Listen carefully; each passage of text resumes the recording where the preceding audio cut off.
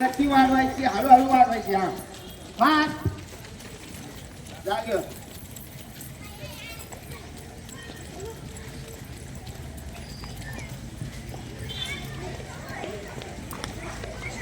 Fast relax relax. आवाज नकोय, तोंडाने एनर्जी घालायची नाही, वेस्ट आहे.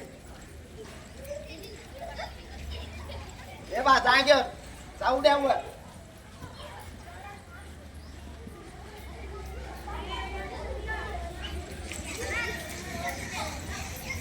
रिलॅक्स.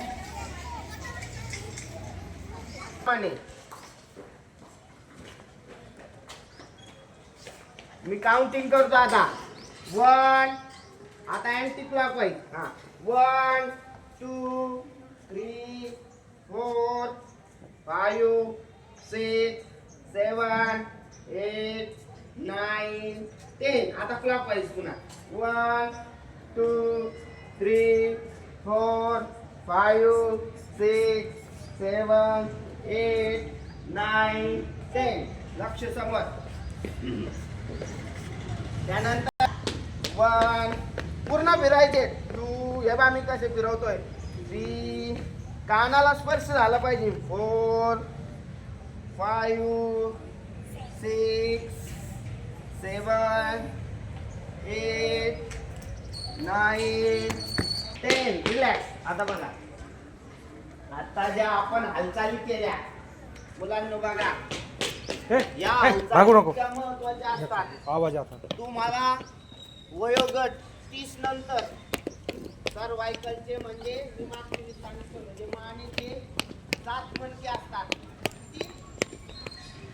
या बैठ मॅडम पास बैठ नीचे. ए वाक खुर्ची आण रे एक, त्याला बसायला लय पळत आहे तिथं.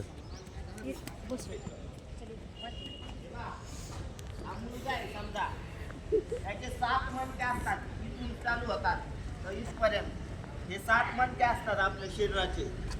याच्या आता तुम्ही हालचाली केल्या शरीराच्या, या सगळ्या आपल्या हाताशी निगडीत असतात. जर हे व्यायाम तुम्ही नित्यनेमाने केले मॅडमला तर तुम्हाला भविष्यात येणारी डोकेदुखी, हेडेक आपण म्हणतो, मायग्रेनचा त्रास असतो बऱ्याच जणांना. नंतर सर्वायकलचा प्रॉब्लेम असतो. म्हणजे ह्याच्याशी निगडीत कोणते आजार बघा, हाताशी शोल्डर फ्रोजन म्हणजे काय, आपल्या ज्या नसा असतात हाताच्या, त्या नसा असतात त्या पॅक होतात. म्हणजे ब्लड सर्क्युलेशन असतो तो कमी प्रमाणात होतो. जर आपण नियमित असे व्यायाम केल्याने काय होणार आहे, आपले शोल्डर व्यवस्थित फिरणार आहे. त्याच्यानंतर त्याच्यात शोल्डर डिस्लोकेट म्हणजे खांद्यापासून जो आपला सॉकेट असतो तो अवलंबून असतात. बरोबर आहे ना. आता आपण हाताचे व्यायाम पाहिले. आता आपल्याला खाली जायचंय. आता कमरेवर हात ठेवा. जवळ स्टार्ट. क्लॉकवाईज 1 9 10. हे बा अँटी क्लॉकवाईज एकदा बघा मी कसं फिरवतोय. ए आवाज करे. 7 8 9 10. आता बघा पूर्ण शरीर ॲक्युप्रेशर होतं. बरोबर आहे का नाही.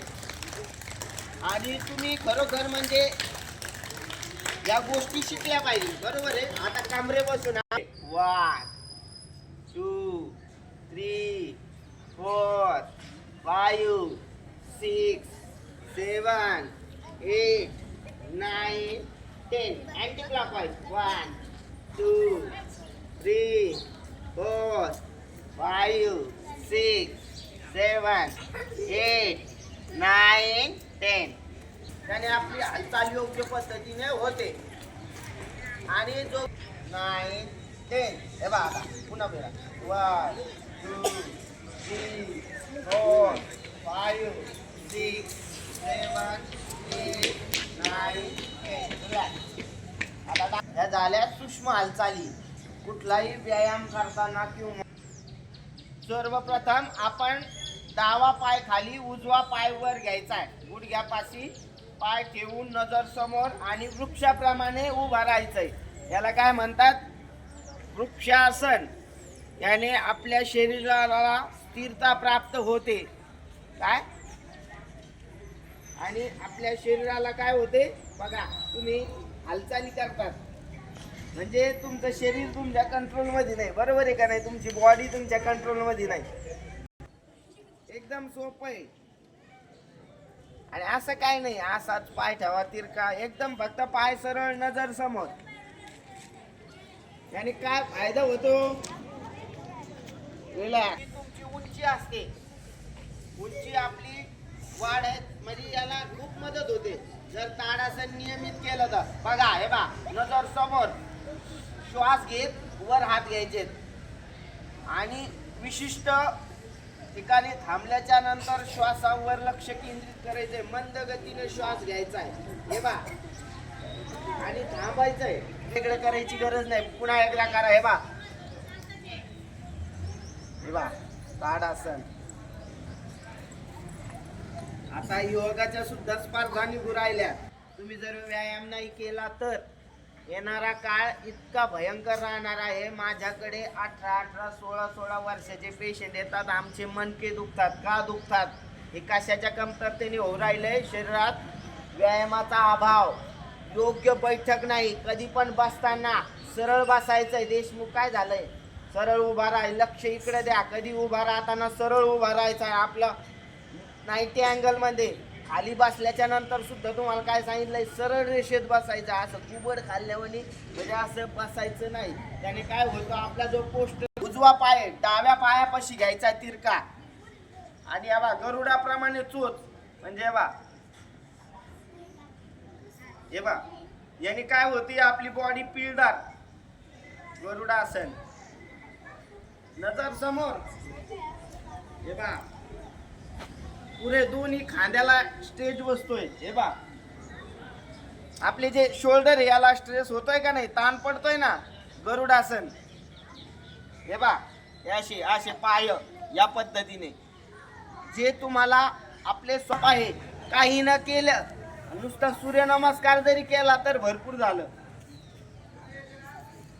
हे बा पहिलं ओम नमस्कार आसन, सूर्याय नमः.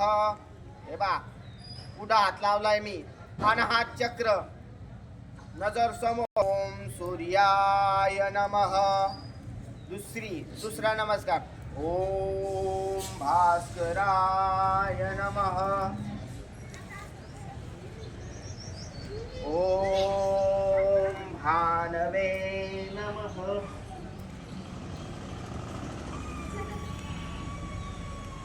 ओम रवये नमः. ओम भुजंगभूषणाय नमः.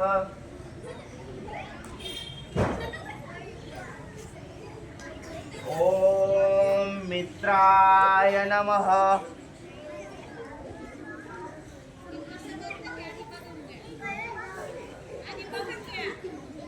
ओम भानवे नमः. भुजंगासन म्हणतात त्याला. मी प्रत्येक आसनाचं नाव सांगतो मी तुम्हाला. कंबर, आपले जे थायरॉइड, घशाचे आजार आहे त्याने बरे होतात. भुजंगासन. हे बा पुन्हा त्याच क्रियेत यायचंय. हे बा